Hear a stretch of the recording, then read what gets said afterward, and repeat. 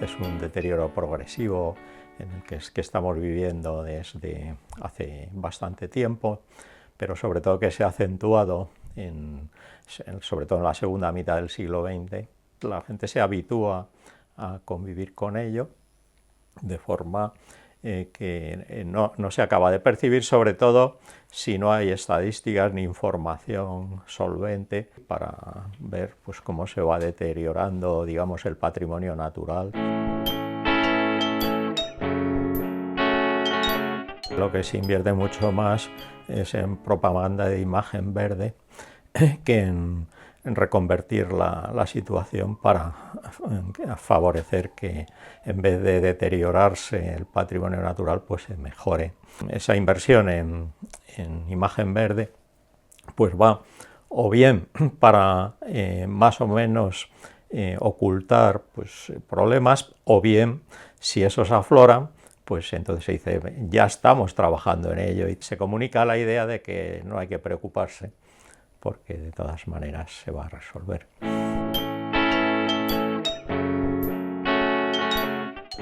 Bueno, lo del desarrollo sostenible es un invento del informe Brundtland allá por el año 87, que en realidad ha servido para apuntalar la fe en el desarrollo y en el crecimiento que había generado la ideología dominante.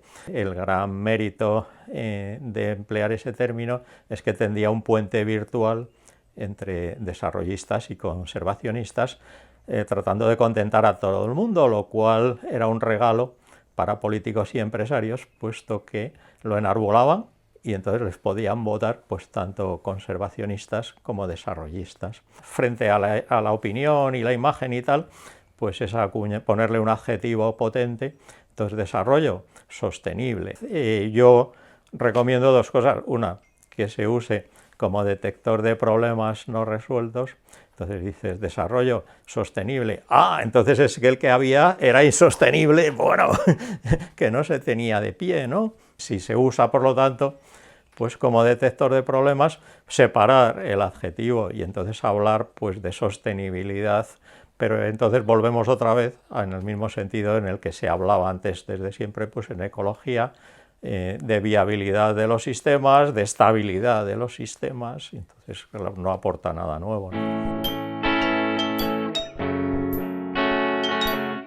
La propia palabra crecimiento es fruto pues, de un trabajo ideológico de por lo menos casi un siglo, pues preparando para que la gente lo asuma y a crecimiento, pues parece ya que es económico y qué es eso y tal, y esas cosas, y entonces se asuma como bueno por principio, y entonces luego ya si se le pone un poco esa cosa por encima todavía para hacerlo como más gratificante y mejor, que es desarrollo, pues más todavía, claro, porque es desarrollo humano, entonces desarrollo personal, quiero decir que son metáforas que se emplean en general y que cuelan pues muy bien porque revelan lo positivo de algo, ¿no? Todo esto, vamos, yo lo estudio claramente, como esa mitología del crecimiento surgió junto con la ciencia económica ya por el siglo XVIII, es cuando surge la moderna ciencia experimental y se empiezan a hacer parcelas, ya se desacraliza este enfoque, se ve que puede haber más cosechas si se hacen ciertas prácticas, etcétera, etcétera. Se reflexionaba, por supuesto, sobre los precios, el dinero y esas cosas, pero eran reflexiones vinculadas o a la moral o al poder, de ahí que los tratados fueran o tratados pues, de manuales de confesores o memoranda para la corona, etcétera, donde se hablaba de estas cosas, ¿no? Sin embargo, ya ahí la economía se emancipa como disciplina autónoma en el 18 con estos autores que hacían experiencias en sus fincas, veían que crecía eso, entonces se trataba de acrecentar, según comenta Keinec, que es el jefe de filas de esos autores hoy día llamados fisiócratas de la época, que producir era acrecentar las riquezas renacientes sin menoscabo de los bienes fondo. El principal bien fondo era, claro, la madre tierra, con todas sus capacidades, entonces se trataba de mantener eso y se trataba de acrecentar eso. Bien, pues entonces así surge la ciencia económica para acrecentar ese producto, ¿no?, físico, que luego si se pone en términos monetarios, pues hay un excedente monetario también, ¿no? Entonces era esa visión organicista del mundo, que se pensaba que todo crecía, los minerales se perfeccionaban y crecían en el seno de la Tierra, y hasta los continentes se pensaba que dilataban sus límites. Entonces se trataba de gestionar todo ese crecimiento físico generalizado, y entonces si se trataba de acrecentar las riquezas renacientes para beneficio de todos, entonces ya surge una disciplina independiente con esa reflexión. Y entonces junto a eso que viene de la mano, pues la mitología del crecimiento, de que cualquier crecimiento de eso es bueno de por sí, ¿no? Entonces la mitología del crecimiento y el carrusel de la producción y el consumo sigue girando, pero ¿ya dónde? Pues en el mero campo del valor monetario. Entonces lo que no quiere el hortelano le nace en la huerta. Resulta que producir acabó siendo revender con beneficio, pura y simplemente, y eso es con lo que registra ese saldo de valor añadido que recogen las cuentas nacionales, ¿no? El problema es que de crecimiento pues es un verbo sin sujeto ni predicado. Entonces la palabra crecimiento es que ha ocupado la ideología dominante en irlo madurando durante un siglo y haciendo todo el aparato conceptual, las cuentas nacionales para que se vean los agregados cómo crecen, porque ¿de qué se habla el crecimiento de qué? Pues de esos agregados monetarios, ¿no? Entonces de la renta o producto nacional, ¿no?, etcétera. Y sin embargo, del otro lado, si no hay nada, no tiene mucho sentido postular de crecimiento cuando estamos en contra de las metáforas. Pero bueno, aparte de todo, es que todo esto nació en un periodo de auge bastante duradero, y entonces, claro, ahí todavía podía casar mejor, pero es que cuando el decrecimiento nos lo ofrece con creces el sistema, porque entonces ha decrecido todo, entonces se ve que no es la solución, entonces más bien será la reconversión del sistema, ¿no?, porque con el sistema actual de crecimiento pues tiene nombre propio y es depresión con gran daño social, etc. Entonces, claro, pues habrá que haber cosas que habrán de decrecer, otras que crezcan, etc., porque en ese sentido, pues de crecimiento, pues de qué, de las energías renovables, no, de las renovables, no, bueno, de las fósiles, solo, no sé qué, entonces hay que empezar a poner apellidos a lo que se quiere que decrezca, si se quiere reconvertir el sistema, y lo que ha de crecer, vamos, o ampliarse, ¿no?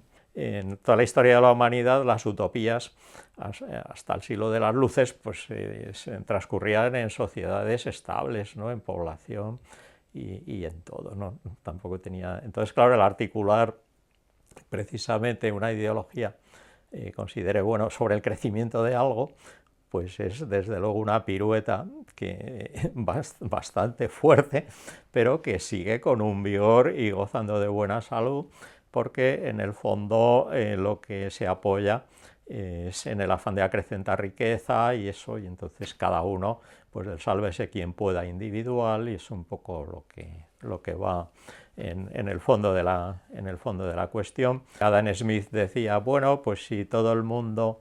es lo que postulaba él, vamos, yo no lo creo porque, entre otras cosas, yo no pienso así, pero vamos, que si cada persona está espoleada desde la cuna hasta la tumba por el afán de hacer fortuna, pues entonces el conjunto de la sociedad pues se puede considerarse claramente como una sociedad mercantil, y de ahí eso es un poco lo que hacen las cuentas nacionales, para ver si entonces eso va mejor y compite con el otro país, etcétera, y entonces, claro, todo eso se cierra los ojos a que si de verdad se ve lo que es el desarrollo, pues en realidad es un tema posicional. Si unos países están arriba es porque otros están abajo, ¿no? Entonces, si unos tienen la relación de intercambio a su favor, es porque otros la tienen en contra. Si unos succionan los capitales del resto del mundo y los atraen, es porque otros se les escapan, etcétera, etcétera.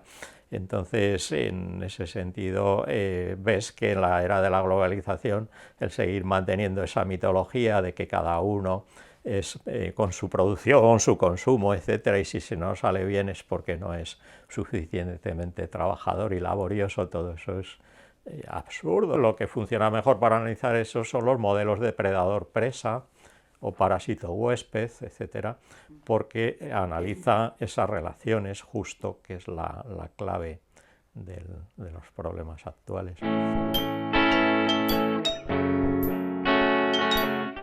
Se considera que la especie humana está fuera de la naturaleza, como si no formáramos parte de los ecosistemas ni de la biosfera, ¿no? Todo eso parte de enfoques analíticos parcelarios y del dualismo cartesiano y de mentes tan mezquinas o parcelarias que piensan que con ya el peso que tiene la especie humana en el planeta, que podemos seguir mejorando nuestra vida, nuestra calidad de vida, deteriorando el entorno, ¿no? A no ser que la especie humana tuviera un peso ridículo, que entonces, claro, el planeta fuera tan inmenso que podía considerarse infinito. ¿Cómo se ha enriquecido la vida en el planeta? Pues como el planeta es un sistema cerrado en materiales, salvo afortunadamente raras excepciones de los meteoritos, ¿no?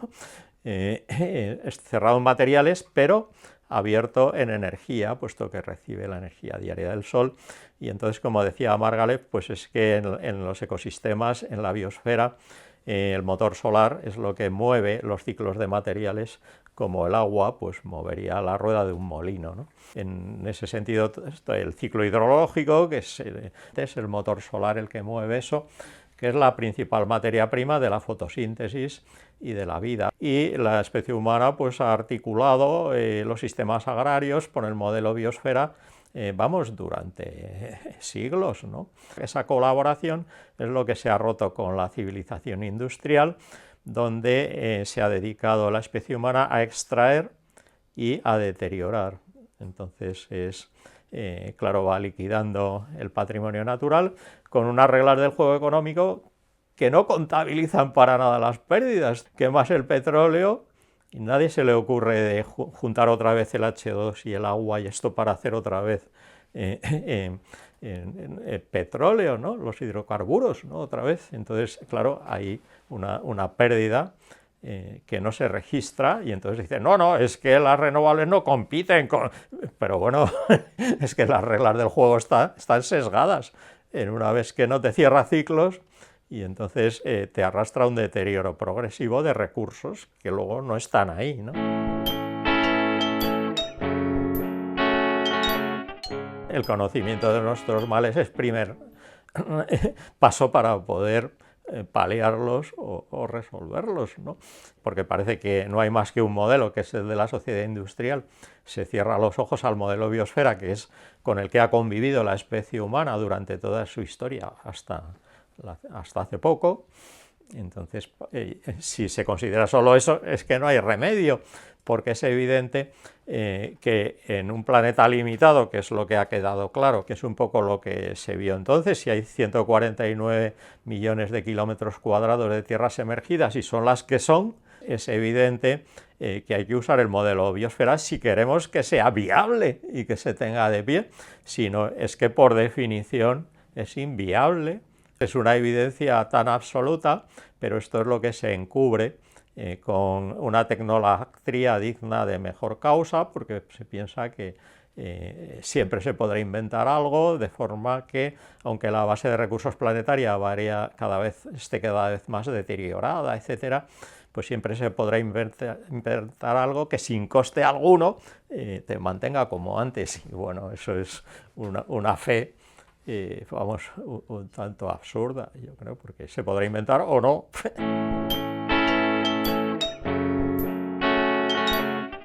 Por mucho que se acuerden pues pactos con la naturaleza o cosas o se protejan pues áreas, zonas, especies, etcétera, etcétera. Si la conservación no se produce con el uso y con el conocimiento de toda la gente, porque así como el saqueo en gran medida colonial y posterior, etcétera, pues se podía hacer sin el consenso de la gente, porque por la fuerza se entraba allí, se pillaba lo que fuera, ¿no?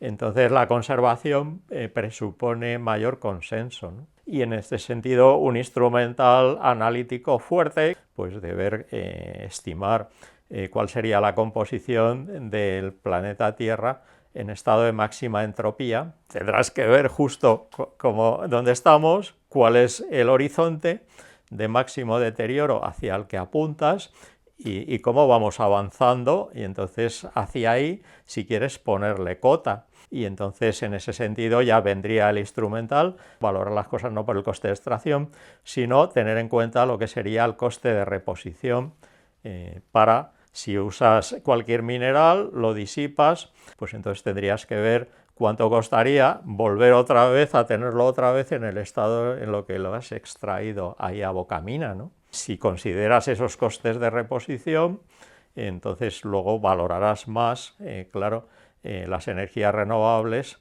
y el cerrar ciclos, el reciclaje, entonces, y la reutilización, etcétera, etcétera. En ese sentido, vamos, está clarísimo, y el trabajo con Antonio Valero, vamos, que tengo aquí el libro último que se ha sacado, que ya está muy avanzado ya esta investigación con todos los datos, podría servir para pilotar la gestión, teniendo en cuenta ese lado oscuro que no considera el enfoque económico ordinario, ¿no? Se dice, ¿no?, que la vida surgió de esa sopa primigenia en los mares y luego ya fue saliendo a las tierras emergidas, etcétera, etcétera. Y yo lo que digo es que entonces la evolución en la sociedad industrial nos empuja desde esa sopa primigenia que surgió la vida hacia una especie de puré póstumo, un planeta en ese sentido más degradado, con mayores niveles de entropía, porque en esta línea de trabajo, por ejemplo, Antonio Valero ha estimado los costes de reposición de los hielos de la Antártida, ¿no? Entonces sería como 9.000 veces los combustibles fósiles de la Tierra. Entonces ves que si desaparecen esos hielos, se licúan, pues es un avance fuerte del planeta hacia mayores grados de entropía. Entonces disminuiría el gradiente de temperatura, los motores tendrían menos rendimiento, etcétera. El impacto, quiero decir que no puedes separar, no, yo solo me preocupo del clima. No, es que en el enfoque nuestro está el clima, pero está todo. Nuestros comerciales de la política van a vender un producto muy inmediato y no pueden andarse Entonces, claro, todos están en favor de usar un lenguaje político correcto y de manejar la imagen verde que he indicado, ¿no?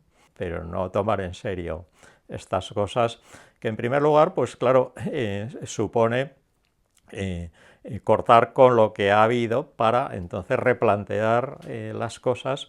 Y hombre, yo creo que podría hacerse, pero...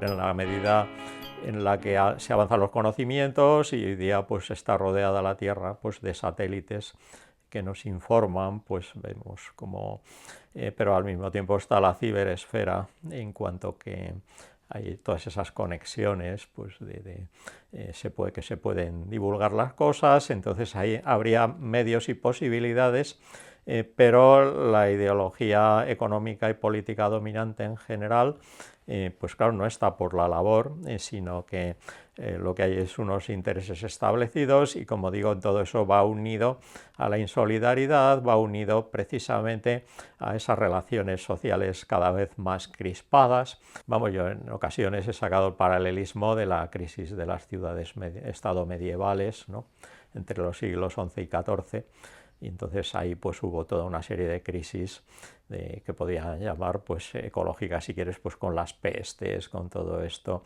Entonces ya polarización social, legiones de mendigos por ahí, la beneficencia, etcétera, o las órdenes religiosas pues a modo de ONGs templando gaitas, etcétera.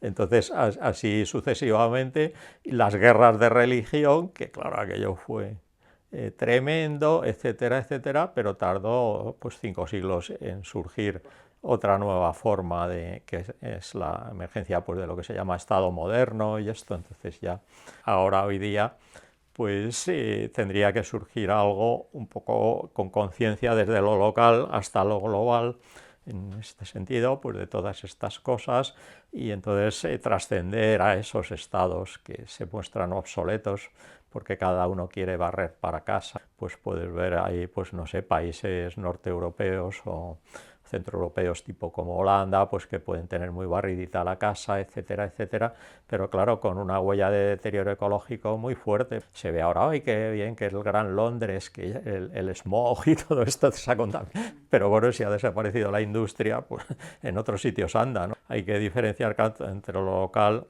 y lo global, porque en gran medida, si se tiene de pie en esos escaparates que son los países ricos, de cuna de la civilización industrial de hoy, es porque han ido echando balones fuera hacia el resto del planeta, o bien pues eso, todo ese taller del mundo que hoy día cae por el sudeste asiático, China, todo esto, ¿no?